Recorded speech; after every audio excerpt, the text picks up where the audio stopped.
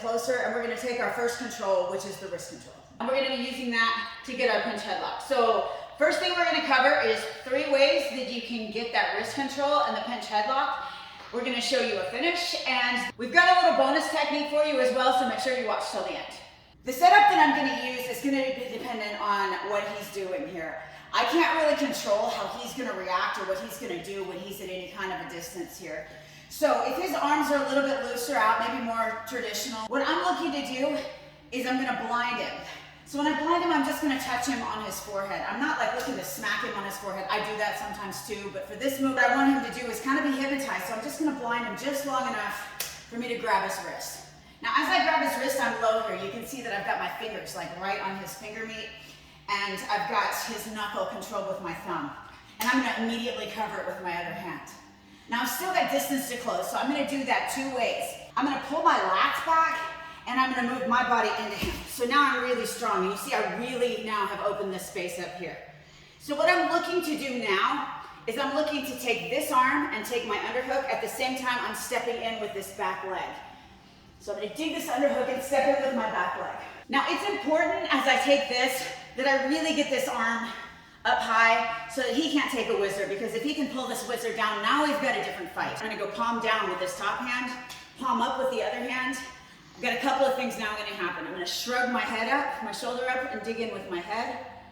I'm gonna pinch this in close to my body, and I'm gonna pull his head down. Now his posture is totally broken. So now what I wanna do is I wanna move my body kind of underneath his. So I'm gonna change my level, and I'm gonna do a little shuffle step here to get underneath him. Now I can kind of pull him a little bit forward. I'm not pulling him over though. I'm actually pinching him. His body is connected to mine, and I'm gonna rotate. And as I rotate, I end up here in a knee cut. So yes, I could throw him really hard and land with my legs on the outside, maybe in some sort of modified Kesigatami, but that wouldn't provide me a direct attack the same way that it does if I land here in the knee cut. So that's one of the reasons why I leave my leg on the inside, and I really do actually want him to put this clamp on me here. A detail here is if I come up high, like not hug into him, but kind of sit up high, it makes it really hard for him to get any good control over my upper body. So he can close his hands there, but it's gonna make it really easy now for me to create this space. The first thing I wanna do when I sit up is take control of his wrists and put him into his chest. Now when Bendy does this technique, he lands with his butt there. I don't really, so what I'm gonna have to do is scoot back a little bit. So now I'm sitting on his leg. And as I sit on this leg now, I'm just gonna spin around. And you can kind of see where I'm going here, right? I'm right in the Drysdale. So I'm gonna scoot this arm underneath and take my control, post this hand out on the mat, and now I'm gonna start walking my fingers down. Now I may be able to just pop this off, just with the motorcycle grip. I may have to use my foot to kick it off.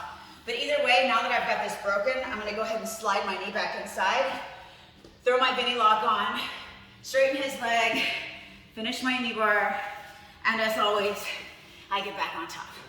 All right, my second setup is gonna be what happens if he starts giving me more of a Greco-Roman look, right? He's in nice and tight. So yes, his wrist is exposed, but what I really don't wanna do is stretch myself out to get it. Exactly, I'm just setting myself up. So I'm gonna match his tightness of my arms so that I don't expose anything. And I'm gonna throw my shoulder into his shoulder as I step forward. Now I'm gonna drive into him, and as you can see what starts to happen with his arm, I'm gonna take my control, and I'm gonna kind of hang on him here. I'm not really dropping my weight so much as I'm just hanging. So I'm gonna step this up and close my distance, and you can see now that I don't really have the best underhook, but it's all right because his posture is broken. So I'm gonna palm down, palm up. I'm gonna change my level and get in a little deeper, and I'm gonna rotate my body into my knee cut. Sometimes I can get here where he hasn't even closed it yet, and if that's the case, I'm gonna frame across his throat, limp arm out, sit back, collect this leg, walk my fingers down, finish my knee bar. If I don't get the tap, I get back on top. All right, so one of the things that I like to do here is play a little bit with psychology. I'm gonna remind him that he can start to touch me. So I'm gonna give him a couple of little touches, and then I'm gonna hang back. I'm gonna touch, and then I'm gonna hang back. So he starts to do the same thing. Now, as he starts moving, what I'm looking for is this front hand. So if he punches me with the backhand, I'm gonna ignore it. What I'm looking to do here is to rip it off. So he can touch me here, I can take it off. He can touch me in the shoulder, I can take it off. So I like to take a C-grip and pull it into me a little bit. This gives me a lot better control. Now I'm gonna grab with the outside hand and cover, and we're gonna be in exactly the same place as we were before, right?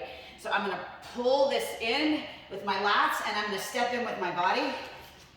I'm gonna look for my underhook at the same time as I step in, breaking his posture. This hand's gonna come down. I hug him in tight, change my level, rotate, and finish my knee bar. All right, here's your promised bonus technique. This is a problem that he can give you in this situation. So I'm gonna use the same setup I used before. I'm gonna blind, step in, grab, take my underhook and come into my pinch headlock. But as I do that, you can see he's stepping back with this leg here. So what I'm gonna do now is I'm gonna move into a front headlock, and I'm gonna use one of my favorite wrestling techniques, the cow catcher here. So I'm gonna drag him forward with me. I'm gonna raise this arm up as I keep control of his chin, and I'm moving around. Right now I've got kind of a Keisugatame. I'm gonna pull him into my side control. From here, I'm gonna go to knee on belly, and you can watch the rest in the video